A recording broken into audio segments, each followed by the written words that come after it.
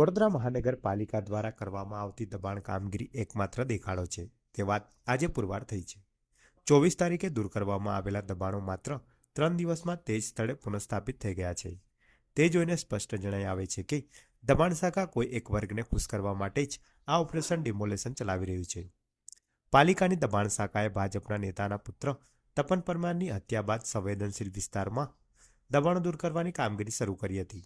જે કામગીરીમાં ગત 24 નવેમ્બરના રવિવારે વોર્ડ 5 વિસ્તારમાં રસ્તાના કિનારે આવેલા લારી ગલ્લાના દબાણો દૂર કરવાની કામગીરી કરવામાં આવી હતી। સરદાર એસ્ટેટ 4 રસ્તાથી મહાવીર હોલ 4 રસ્તા સુધી કરવામાં આવેલી આ કામગીરીમાં અસંખ્ય લારી ગલ્લાઓ અને નોનવેજની હાટડીઓ ઉપાડી લીધી હતી।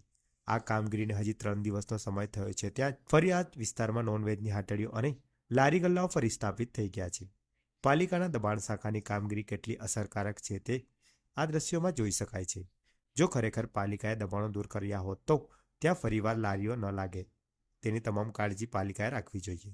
જો કે અહીંયા તો જાણે દબાણકર્તાઓને પાલિકાનો ડર જ ન હોય તેમ લારીઓ લગાવી દેવામાં આવી છે।